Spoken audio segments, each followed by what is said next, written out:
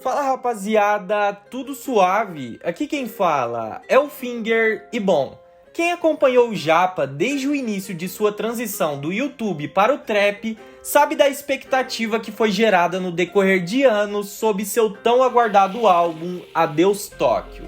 Tivemos acesso a muitas prévias de possíveis faixas dessa obra, todas na minha concepção com potenciais enormes para se tornarem grandiosos sons.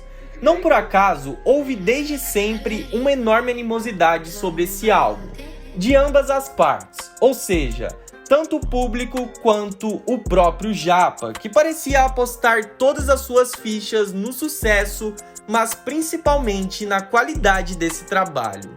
Com algumas dificuldades e bolando algumas estratégias, o Japa decidiu dividir seu álbum em dois. Sua primeira parte foi lançada oficialmente no dia 4 de outubro de 2021, surpreendendo tanto aqueles que já criavam expectativas sobre essa obra, tanto quanto aqueles que exploravam pela primeira ou pelas primeiras vezes um trabalho desse artista.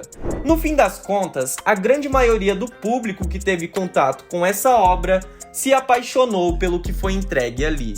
E assim, com as expectativas superadas, esse mesmo público que agora havia crescido com o sucesso e o alcance do primeiro álbum, passa a criar uma expectativa ainda maior pela continuação desse trabalho, que viria a ser lançado quase um ano depois do primeiro. E agora, com sua continuação lançada, muitos se perguntam: e aí, as expectativas foram correspondidas? O Japa decepcionou? Mudou o estilo ou foi ainda melhor que o esperado? Se acomoda aí, aumenta o volume que hoje teremos uma análise completa e aprofundada de Adeus Tóquio Parte 2, que você verá com exclusividade só aqui no Universo Estranho.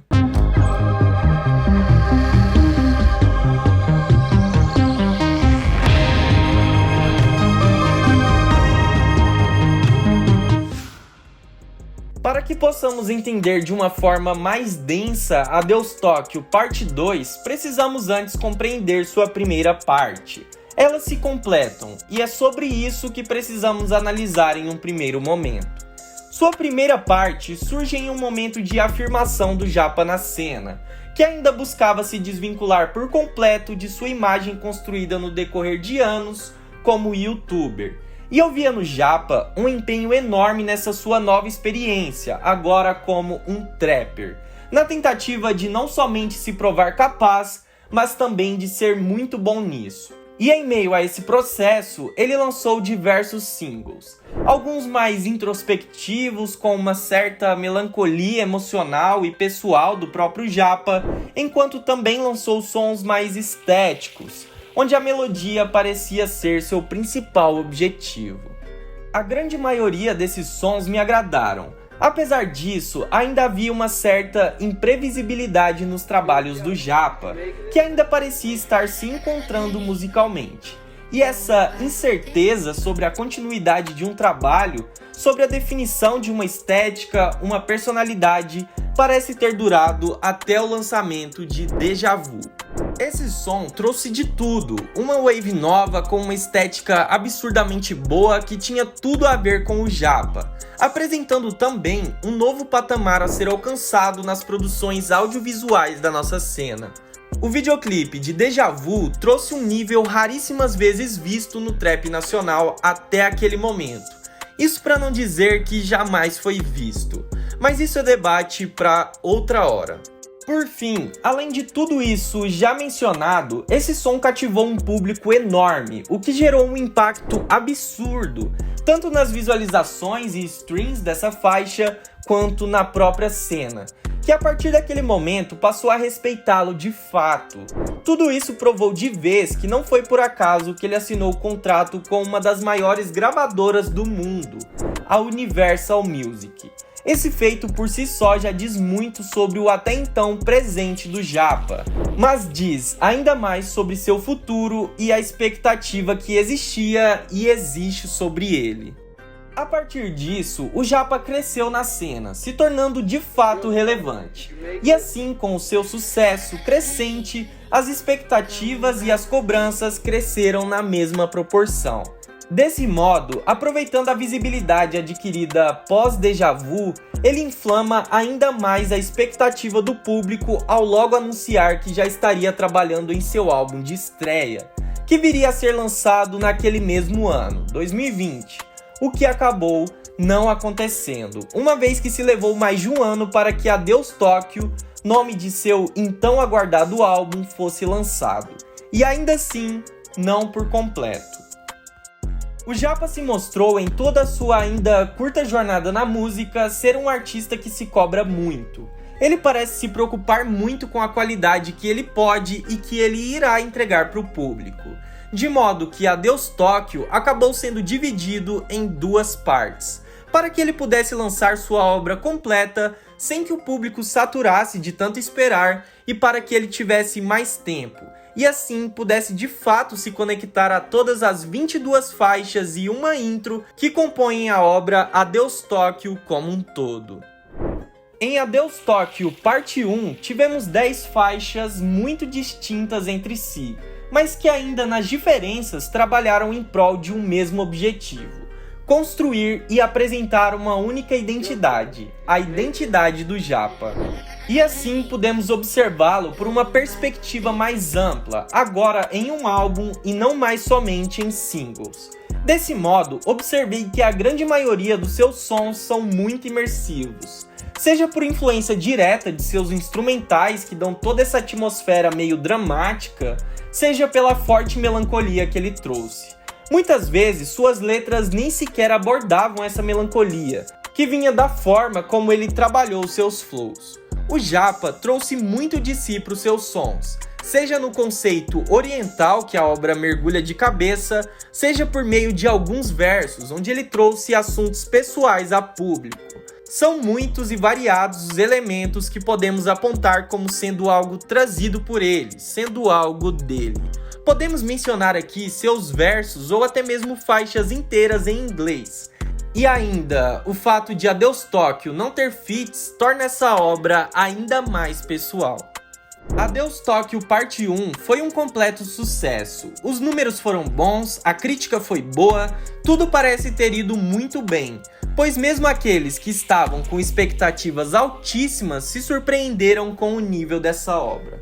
Com isso, as expectativas subiram para a continuação. E depois de quase um ano de espera, no dia 30 de setembro de 2022, o Japa lançou oficialmente Adeus Tóquio Parte 2, que contou com 13 faixas que concluíram sua tão aguardada obra. Adeus Tóquio Parte 2 surge com certo antagonismo ao que foi feito na Parte 1. A primeira parte traz uma atmosfera mais melancólica, enquanto sua continuação vem em sentido oposto, com sons mais animados, mais felizes, com uma vibe um pouco mais high. E vocês irão notar isso conforme eu for falando de cada faixa.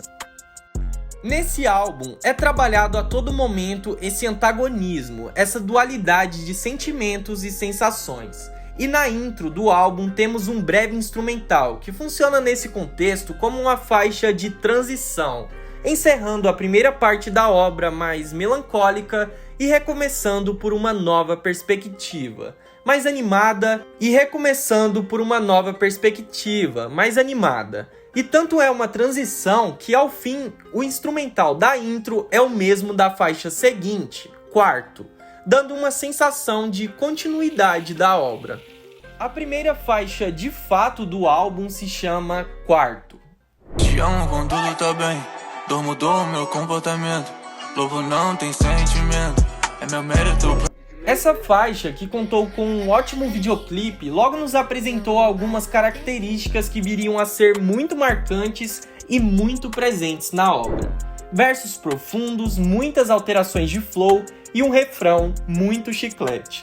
Quarto é um som que, apesar de não figurar entre os meus favoritos da obra, ainda assim eu o enxergo como uma ótima faixa. A faixa seguinte é Arigato. Eu quero receber quando é meu beat, como grande, gadão sem limite, V8 puxando nas beats, trapa Sprite, lutine. Esse som já era conhecido pelo público, uma vez que a guia desse som tá rolando na net há um tempo. E bom, Essa é uma faixa mais alto astral, trazendo uma vibe meio automobilística pro som. Como diria o Jung Buddha, música pra drift. Ou seja, essa faixa jogou a vibe lá em cima, trazendo flows completamente diferentes ao que havíamos visto até aqui, sendo algo muito único. Esse som foi um completo absurdo. O terceiro som do álbum é Playboy. Tipo independente, não quer fuckboy. Eu tiro foto, faço um álbum, faço a Playboy. E bom, para falar um pouco desse som, eu queria introduzir nessa conversa também a faixa seguinte, Japão. Calma, vocês logo entenderão essa conexão. Ela gosta do meu tipo, mas ama o som do meu tom. Ambas as faixas trazem uma vibe alta astral, dançante, sendo que ambas também abordam o mesmo tema, um mesmo relacionamento. Cada uma descreve algum momento específico dessa relação, de modo que enquanto Playboy aborda a fase inicial de tudo isso, ou seja, a fase em que eles ainda estavam se conhecendo, Japão aborda o fim desse relacionamento, mais especificamente o momento pós-término. E mais uma vez temos diferentes faixas se conectando de alguma forma, demonstrando que o Japa teve um cuidado enorme com a harmonia dos conceitos no conjunto. Ou seja, ele trabalhou conceitos na obra buscando valorizar o conjunto, de modo que as faixas conversem entre si, se conectando, dando a nós ouvintes uma sensação de continuidade. Tudo nesse álbum parece ter sido planejado aos mínimos detalhes. Cada faixa parece ter sido colocada em sua precisa posição, fazendo de sua respectiva ordem um fator importante na experiência do ouvinte. O Japa nos proporcionou em Adeus Tóquio uma experiência completa. Não são faixas aleatórias agrupadas como a maioria dos artistas fazem. São faixas que foram elaboradas claramente na tentativa de proporcionar uma experiência em prol do álbum. Por exemplo, as transições entre as faixas nos dão a impressão de uma troca de fitas, o que reafirma essa sensação de continuidade das faixas, que são como capítulos de um mesmo livro. Quase no meio do álbum temos Mira Interlúdio, o interlúdio do álbum. Nunca desista dos seus sonhos. Os sonhos são para ser vividos. O interlúdio dessa obra foi muito bem aplicado. Para quem não sabe, um interlúdio funciona como uma transição de partes distintas de uma obra, geralmente composto por vocais ou um instrumental que separa dois atos. E em Adeus Tóquio, esse interlúdio onde o Japa traz sua avó mandando uma mensagem motivacional serve como uma transição para que se inicie uma fase mais experimental da obra, sons um pouco diferentes do padrão. A faixa seguinte, Notais, é um bom exemplo disso.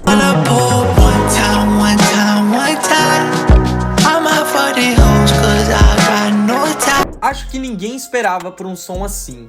Não pelo fato dela ser em inglês. O Japa frequentemente lançou no decorrer de sua jornada sons em inglês. Em Notais, o que surpreende de fato é a estética desse som. Seus flows, a melodia, esse instrumental, muito diferente de tudo que já vimos na cena. Esse som demonstrou de forma direta a criatividade e o talento do Japa, de conseguir fazer algo tão diferente e ainda em outro idioma. Na segunda metade do álbum temos a minha faixa favorita de toda a obra. Estou falando de Viviers. Cadê seu amor? Cadê seu amor? Agora que a dor passou, entendo muita coisa. Esse som traz uma vibe meio eletrônica, muito em função desse instrumental. E o Japa soube muito bem se encaixar nessa estética, com flows e um refrão que perfeitamente se adaptaram a essa proposta eletrônica um pouco mais acelerada. Mas não é só isso que fez desse som o melhor na minha concepção, pois além de toda essa parte estética, o Japa trouxe uma lírica densa, não tão óbvia, o que deu densidade à faixa. Esse é aquele tipo de som que você pode fechar o olho e apenas sentir. DNA, o próximo som da tracklist, tem assim como Viviers uma pegada meio eletrônica, sendo mais um bom som do álbum. Me sinto tão vivo, fica um pouco mais comigo. Nosso DNA, deixa eu te ensinar. DNA é talvez uma das faixas em que o Japa mais arriscou, sendo um som completamente estético, ou seja, focado na sonoridade, nas melodias, flows, etc. Esse som traz consigo uma atmosfera ambígua, pois ao mesmo tempo em que é densa, meio pesada, muito em função desse instrumental muito marcante, essa faixa também é leve, graças às melodias e flows aplicados pelo Japa, sendo mais uma dualidade da obra. A faixa da vez é Águas Rasas, a minha segunda faixa favorita da obra. Faz uma vibe sem validade, nossa conexão raridade. Esse som traz uma vibe um pouco mais low, mais lenta que as demais, tendo também uma lírica muito interessante que me fez sentir e pensar sobre muita coisa, como a artificialidade das pessoas. O Japa falou muito de si próprio nessa faixa, e com um flow mais lento, um pouco melancólico, eu mergulhei de cabeça em toda essa atmosfera dark. Essa faixa ficou um absurdo. Já caminhando para o fim do álbum, temos IE. E a minha carteira é uma bíblia, e nessa turbina tem um V12. Essa faixa foi lançada alguns meses antes do lançamento oficial do álbum e foi um completo sucesso, contando hoje com quase 5 milhões de views apenas no YouTube. E pra ser sincero, esse som seria facilmente o meu favorito do álbum se eu já não tivesse saturado de tanto ouvir. E bom, o que tem a dizer sobre essa faixa é que ela é um absurdo em todos os aspectos técnicos possíveis. A primeira vez que eu ouvi esse som, eu me empolguei demais, e o hype para esse álbum foi lá em cima. IE foi um dos sons mais diferentes e incríveis que eu ouvi em muito tempo. Esse som tem uma personalidade muito marcante, e em meio a uma cena tão repetitiva, IE surge para mim como possivelmente um dos melhores e mais diferentes lançamentos de 2022. A penúltima faixa da parte 2 de Adeus Tóquio é Dream Girl. Yeah, my dream girl, assim, rala my daily. Oh my gosh. Essa é mais uma faixa em inglês e traz uma vibe muito tranquila, já desacelerando o álbum do ritmo intenso dos últimos sons mencionados aqui. Essa faixa traz um refrão que fica na cabeça, sendo mais um dos trabalhos muito diferentes dessa obra. A última faixa de Adeus Tóquio é Kurt. Mantenho meu Deus, sem ele eu não sei. Essa faixa é a favorita de muita gente e ela surge dando uma verdadeira perspectiva de encerramento para a obra. Nesse som, o Japa se abre como em nenhum outro do álbum. E ele traz uma vibe que eu nunca vi nada parecido na cena. Que coisa absurda ele conseguiu fazer em Kurt. Esse som fecha o meu top 3 do álbum. Agora que terminei a análise das faixas do álbum, quero fazer alguns comentários a respeito dessa obra. E eu queria começar dizendo que valeu muito a pena esperar todos esses anos para enfim vivenciar essa obra por completo. Adeus Tóquio com certeza ficará marcado na história da cena como um dos melhores álbuns já lançados. O Japa foi contra a correnteza e trouxe até nós algo completamente novo. 23 faixas únicas, de modo que nenhuma pode ser comparada a nada que existe na cena. Adeus Tóquio foi uma tentativa do Japa de se provar na cena, tanto que seu álbum não contou com nenhum feat, nenhuma collab, mas ele foi muito além disso. Afinal de contas, ele já havia se provado com a primeira parte de Adeus Tóquio. A segunda o coloca agora na seleta prateleira dos melhores. Eu sinceramente não me lembro de ver uma obra na cena tão bem trabalhada e com tantos detalhes e novidades como vi nesse álbum. O Japa com certeza elevou os padrões de qualidade da cena mais uma vez. O sarrafo de qualidade agora com certeza passará por essa obra, que foi completamente fora da curva. Tudo ali é único, tudo é muito original e com muita personalidade.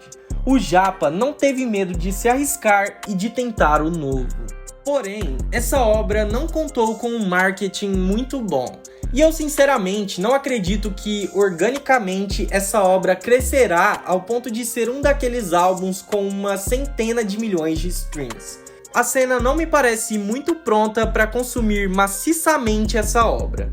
Então, apesar de acreditar que Adeus Tóquio elevará sim os números e a relevância do Japa, não creio que com essa obra ele vá figurar dentre os mais ouvidos, o que é uma pena. Enfim, rapaziada, comentem aqui embaixo o que vocês acharam do álbum do Japa, e é claro, não se esqueçam de deixar o like, se inscrever, seguir nossas redes sociais e a nossa playlist no Spotify. Por hoje é só, valeu, falou e daqui a pouco tamo de volta. Mantenho meu Deus, sem ele eu não sei.